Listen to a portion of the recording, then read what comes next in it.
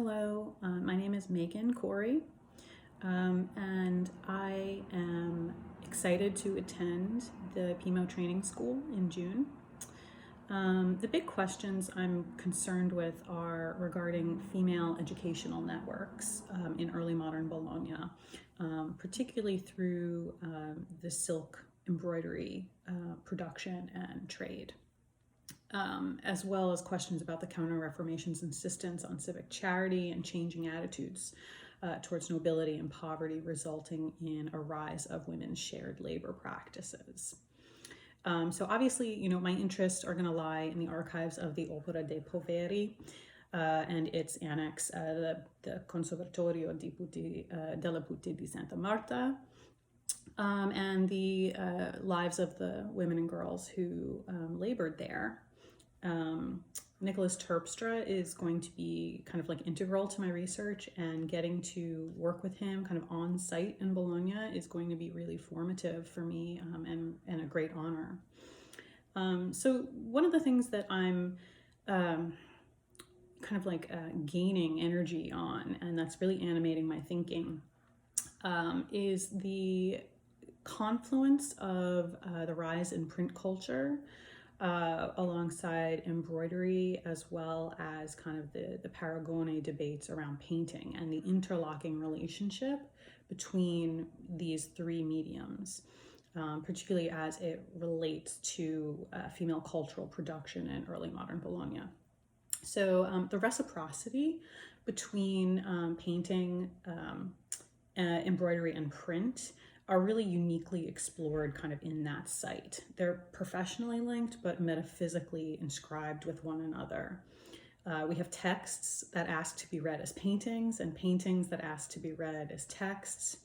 Etymologically, textus can lead us to textiles, or when we say we embroidered the truth, or we lost the thread of what we were saying. Text and textiles are working together as dual nodes of knowledge.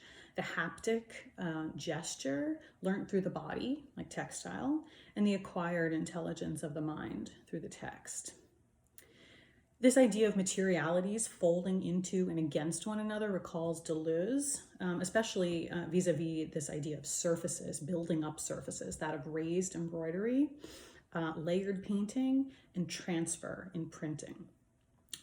Patricia Rocco discusses Caterina de Ricci having a face of Christ and a piece of silk with the Virgin's image, which were later copied for engravings and prints. Reversing that trajectory, the practice of punto pittura, which is embroidery copied from paintings, was practiced in the Conservatorio delle Putti di Santa Marta. Caterina de Pazzi's confessor spoke about her kind of like working through bandaged eyes and trances, her mystical ecstasies inspiring both her needlework and her painting.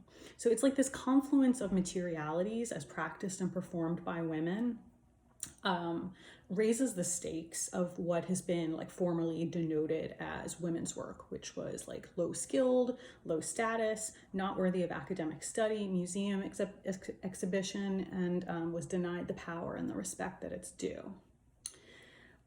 So the women largely responsible for the art of embroidery in early modern Bologna, particularly in the 16th century, kind of like advances the one-upsmanship of the Paragone. And this is something that I'm particularly interested in as we're talking about the confluence of, material practices.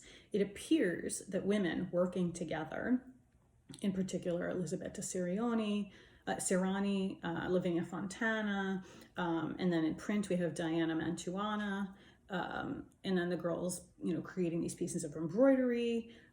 We have, this practice of women picking up where the next one left off, whereas, the Paragone was really more of a competition.